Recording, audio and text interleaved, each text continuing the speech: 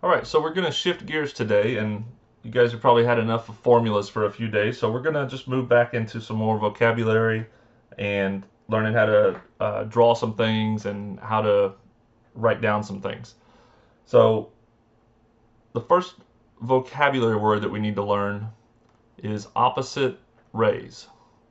Okay, and opposite rays are collinear rays that share an endpoint. And if you remember from the first day, a ray has an endpoint and then it goes off in one direction, kind of like an arrow. So if we look at this line that we see here, we could say that this is line HJ or line HK or line L. But in this line here, we see that from J to H, so from J to H is a ray, and it goes in this direction. And then J to K, so JK, is also a ray that goes in the exact opposite direction. So those two rays, JH and JK, are opposite rays. And notice that the J, which is the endpoint for both of these rays, is the first letter when we name it. So the next word we need to learn is an angle. An angle is formed by two rays that have a common endpoint. So we're going to go straight over to the picture of what that might look like. So two rays that have a common endpoint. So we can have this be A, B, C. So the rays, ray BA and ray BC, are called sides. The endpoint is called the vertex. So B is the vertex of this angle. Now there's several ways that an angle can be named. Okay, the first way is you use a point from each side with the vertex in the middle. So that would be like this. We would name this angle A, B, C. And so notice that I used a point from each side. So I used point A and I used point C with the vertex, point B, in the middle. Another way that you can name these is by just the vertex. So an example of that would be that this is angle B. Now, you want to be careful about calling angles angle B or just naming it by the vertex all the time, because you don't need to write this in your notes because you're going to get plenty of practice later. But if you have an angle that looks like this, and there's a point A, a point B, point C, and a point D, you can't just say angle B, because that could mean this angle, that could mean this angle, or that could mean the whole thing. So don't get in the habit of calling angles by their vertex unless it's an angle all by itself with nothing else going on around it. So again, you don't need this. It was just a little visual for me to explain something to you. And the last way that we can name an angle, and it's only sometimes, is by the number in the vertex. So if you see an angle and it has a number, small number written inside here, we could also call this angle 1. So those are the three different ways to name an angle. So let's move down here and let's practice naming this angle. So name the angle to the right three different ways. Well, we could do angle SRT. We could do angle R, or we could do angle 1. All of those are acceptable. What you don't want to do is say angle RST. That's not right, because our vertex has to be in the middle. So sometimes when things intersect, they form angles, like in this picture. And when line segments or rays intersect to form a right angle, they're called perpendicular. And the symbol for perpendicular you might have seen before looks like this. It's like an upside down T, but really what it is, it's just two little line segments that have a little right angle right there. So that's a symbol for perpendicular. And if you look over at this picture that I have here, what we would say about this picture is that line AD is perpendicular to line BC. And so remember, the symbols are important. So this symbol means is perpendicular to. So AD is perpendicular to BC. You probably also know that angles are measured in degrees. 1 degree is equal to 1/360th of a circle. So you probably also already know that there's 360 degrees in a circle. Oftentimes we use a protractor to measure angles. So we're going to look at a protractor real quick. This is a protractor. You've seen one before. And the way that it works, if you see this angle right here, we have angle FED, is there's always going to be a dot or a hole or a little point right here on a protractor. And there's also always going to be a line right here on a protractor. And you set the little dot or the little intersection of the protractor on the vertex of your angle. You set the line right on your angle. And then we read it by saying from 0 to 50 that this is a 50-degree angle. We're going to practice this. We're not going to spend a lot of time on a video looking at protractors. Classifying angles. You've probably done this before too, so we're going to do it very quickly. We can classify angles by their measures. You should know that a right angle looks like this, and it's always 90 degrees. An acute angle looks like this, and it's always less than 90 degrees. An obtuse angle looks like this. It's always greater than 90 degrees. And the last one, you've probably heard this too, a straight angle.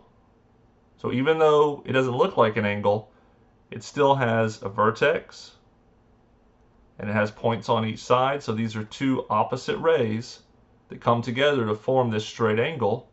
It's always 180 degrees. So angles that have the same measure are called congruent angles. And they also have little marks in the angles. They're called arc marks instead of tick marks. And the arc marks have a little bit of a curve to them, but they work the same way. If we had two more angles that we wanted to say were congruent, we could put two arc marks in them. And then everybody knows that those two angles are congruent to each other. Now again, symbol, congruent. Example, angle ABC is congruent to angle DEF.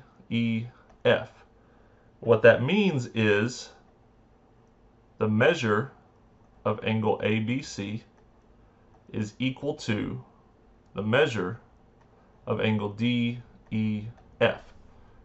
It's very important when you're describing angles that you use angle ABC if you're talking about the angle, and you use the measure of angle ABC if you're talking about the actual degree measurement, that it's 25 degrees or it's 30 degrees. So we'll practice it. Don't worry, it's not going to be a problem.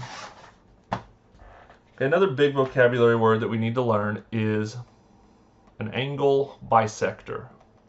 And that's just a ray that divides an angle into two congruent angles. So I'm going to start with a picture of it because I think it's always easier to have a good picture. So if we had angle A,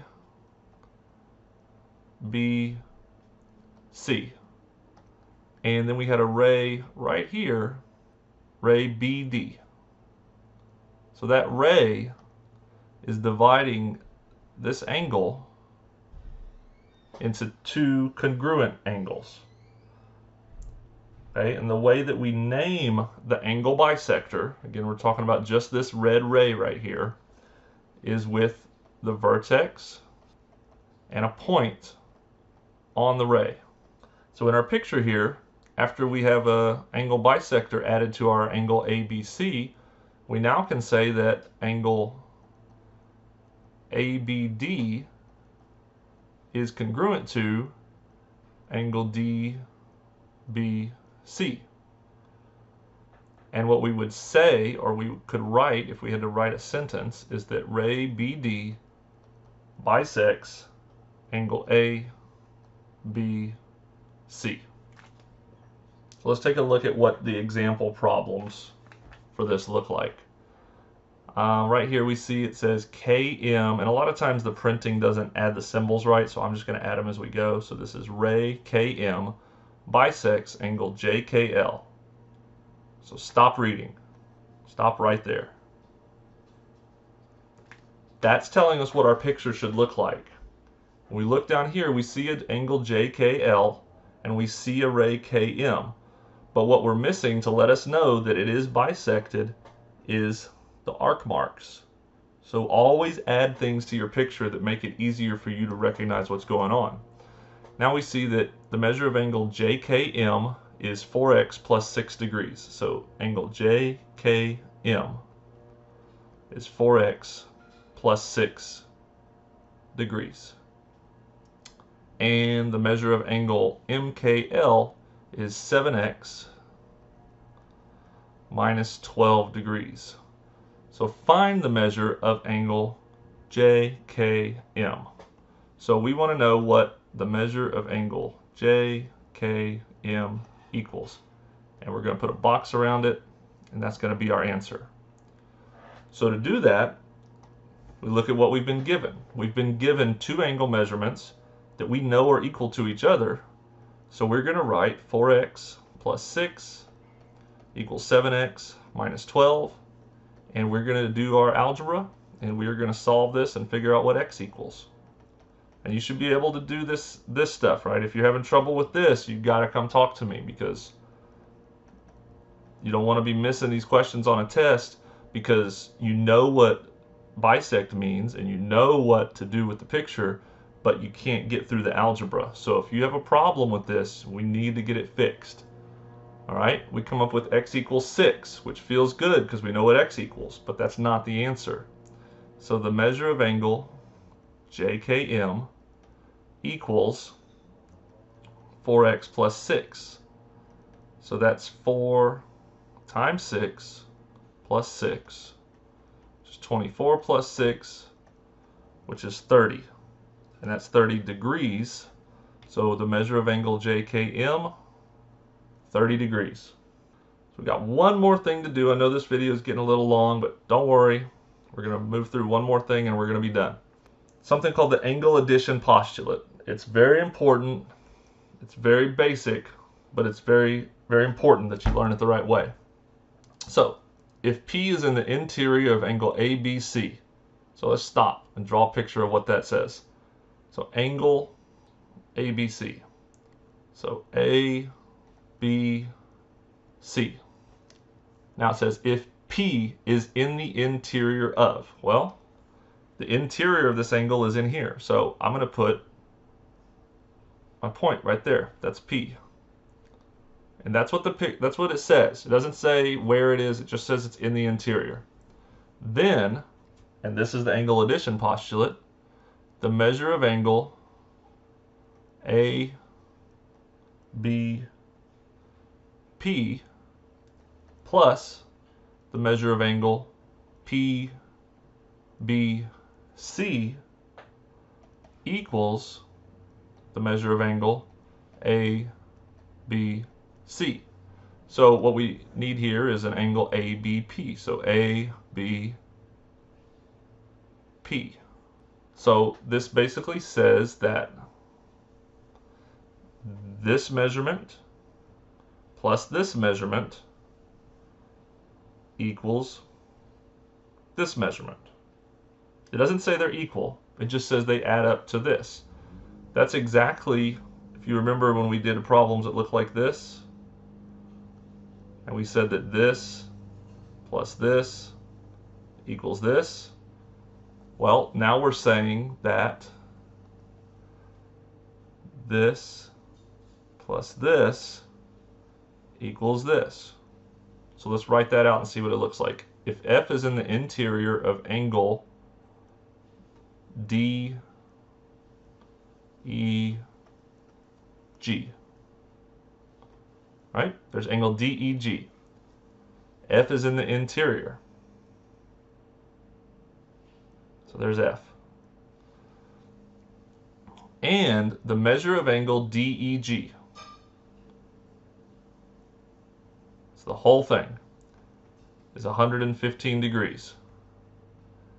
And the measure of angle DEF, so DEF, is 48 degrees. Find the measure of angle FEG. Well, the measure of angle FEG should just equal the whole big angle minus the one we already know. So it's 115 minus 48. We come up with 67. So the measure of angle FEG equals 67 degrees. And that's the angle addition postulate. So sorry it went a little long. Have a good night and see you tomorrow.